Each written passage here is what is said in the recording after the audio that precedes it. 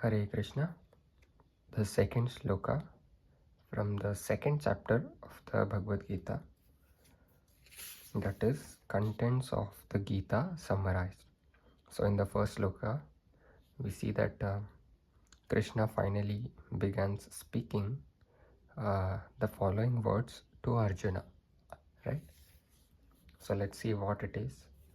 The wait is finally over, where Lord Krishna himself is giving answers to Arjuna's question, right?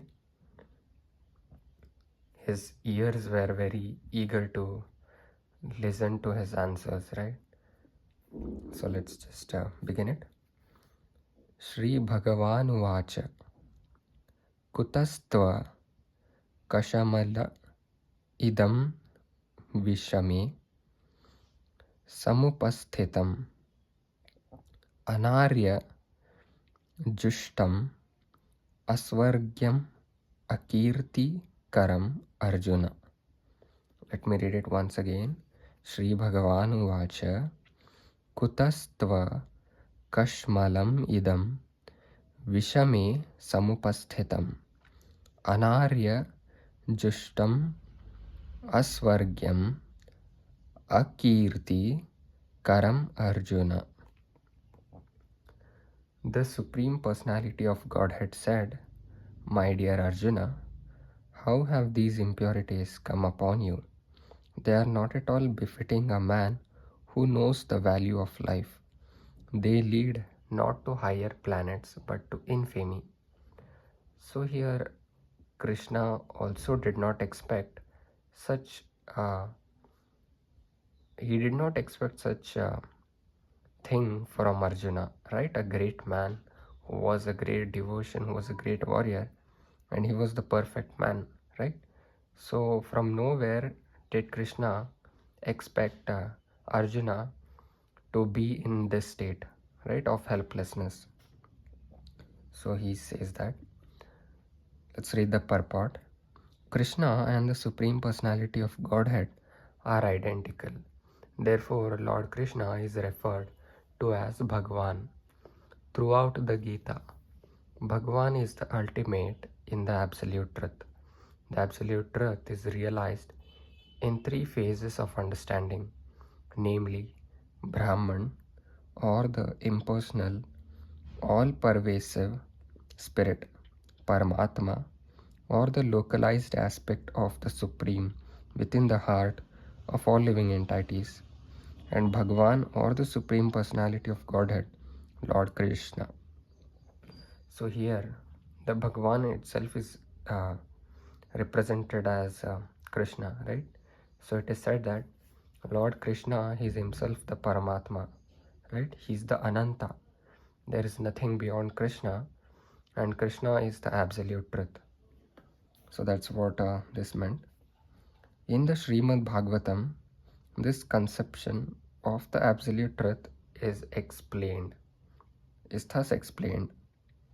Vadanti tat tattva vidas Tattvam yaj gnanam advayam Brahmitmi paramatmeti Bhagavan iti shabdyate. The absolute truth is realized in three phases of understanding by the knower of the absolute truth, and all of them are identical. Such phases of the absolute truth are expressed as Brahman, Paramatma, and Bhagwan. These three divine aspects can be explained by the example of the sun, which also has three different aspects, namely the sunshine, the sun's surface, and the sun planet itself. One who studies the sunshine only is the preliminary student. One who understands the sun's surface is the further advanced, and one who can enter into the sun planet is the highest. So here we see the three different phases of absolute truth. The one who is realized goes through these three phases. The one who is the primary and the secondary, and the absolute one, that is the third phase, who knows the truth completely, right? So it is a very it's about the perception one can receive this knowledge, right? So it needs a regular devotion and bhakti towards Krishna to get a deeper meaning, right? Or once or twice, if you start reading, you will get it slowly. You will get to understand things slowly. It may take time, but yeah, the second time or the third time, it depends on you, right? So everyone has different time and they learn slowly. So it's not for hurry that we can learn it in one go. So just take your time. You can just go back and watch it once again, right? And one who can enter into the sun planet is the highest, right? Ordinary students who are satisfied by simply understanding the sunshine, its universal pervasiveness, and the glaring effulgence of its impersonal nature, may be compared to those who can realize only the Brahman feature of the Absolute Truth. The student who has advanced still further can know the sun disk, which is compared to knowledge of the Paramatma feature of the Absolute Truth. And the student who can enter into the heart of the sun planet is compared to those who realize the personal features of the Absolute, Supreme Absolute Truth. Therefore, the Bhaktas or the Transcendentalists who have realized the Bhagwan feature of the Absolute Truth are the topmost Transcendentalists. Although all students who are engaged in the study of Absolute Truth are engaged in the same subject matter, the sunshine, the sun disk, and the inner affairs of the sun planet cannot be separated from one another, and yet the student of the three different phases are not in the same category. So it is said that the students are of not same category. It's of three different phases that one has to go through, and the third one is the most highest and qualified. The Sanskrit word Bhagwan is explained by the great authority Parashara Muni, the father of Vyasadeva, the Supreme Personality who possesses all riches, all strength, all fame, all beauty, all knowledge, and all renunciation is called Bhagavan. There are many persons who are very rich, very powerful, very beautiful, very famous, very learnt, and very much detached. But no one can claim that he possesses all riches, all strength, etc. entirely. Only Krishna can claim this because he is the Supreme Personality of Godhead. No living entity, including Brahma, Lord Shiva, or Narayana, can possess opulences as fully as Krishna. Therefore, it is concluded in the Brahma Samhita by Lord Brahma himself that Lord Krishna is the Supreme Personality of Godhead. No one is equal to or above him. He is the primeval Lord or Bhagwan, known as Govinda, and he is the supreme cause of all causes. So it's really an important paragraph here to understand, right? You can just recap it once again, or you can just play it back once again to have a clear understanding. Ishvara Parama Krishna Satchidananda Vigraha Anadir Adir Govinda Sarva Karana Karanam. There are many personalities possessing the qualities of Bhagwan, but Krishna is the supreme because none can excel him. He is the supreme person and his body is eternal, full of knowledge and bliss. He is the primeval Lord Govinda and the cause of all causes. Brahma Samhita 5.1. It's extracted from Brahma Samhita.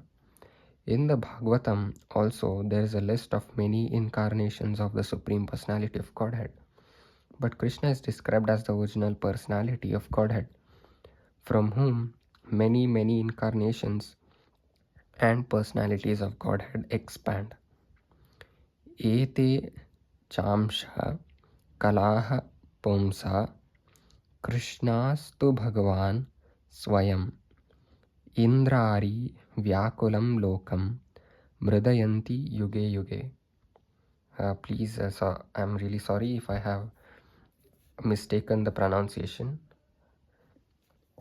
All the lists of the incarnations of Godhead submitted herewith are either plenary expansions or parts of the plenary expansions of the Supreme Godhead. But Krishna is the Supreme Personality of Godhead himself. Therefore, Krishna is the original Supreme Personality of Godhead, the Absolute Truth, the source of both the Supersoul and the impersonal Brahman. In the presence of the Supreme Personality of Godhead, Arjuna's lamentation for his kinsman is certainly unbecoming, and therefore Krishna expressed his surprise with the word Kutaha, wherefrom such impurities were never expected from a person belonging to the civilized class of men known as Aryans.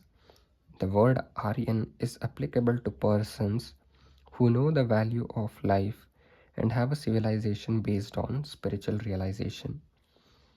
Persons who are led by material conception of life do not know that the aim of life is realization of the absolute truth, Vishnu or Bhagwan, and they are captivated by the external features of the material world, and therefore they do not know what liberation is. Persons who have no knowledge of liberation from material bondage are called non-Aryans. Although Arjuna was a Kshatriya, he was deviating from his prescribed duties by declining to fight. This act of cowardice is described as befitting the non-Aryans. Such deviation from duty does not help one in the progress of spiritual life, nor does it even give one the opportunity to become famous in this world. Lord Krishna did not approve of the so-called compassion of Arjuna for his kinsman. So it was a big video today, and a bigger meaning also deeper. So if you think you have missed out somewhere, you can just play back and listen to it once again, because this is where Krishna finally begins to talk to to Arjuna, and it's a very beautiful conversation. And to understand this shloka really takes it takes a special luck, right? So feel yourself that you are very lucky that you are able to listen to this beautiful words by Krishna himself, right? So here it is mentioned the class of Aryans who are very civilized and are based in spiritual realization. So Arjuna also belongs to the Aryans, and Krishna did not expect the following thing from him. So that's what it meant, and it also said that his duty was more of priority, right? He Krishna tells him that in the last lines that leaving one's duty cannot become a enhanced devotee, right? One has to perform his duty without thinking about the winning or losing of the situation, right? The profit or loss, just perform the duty. And yeah, that's what this shloka meant. Stay connected for the further shlokas. Hare Krishna.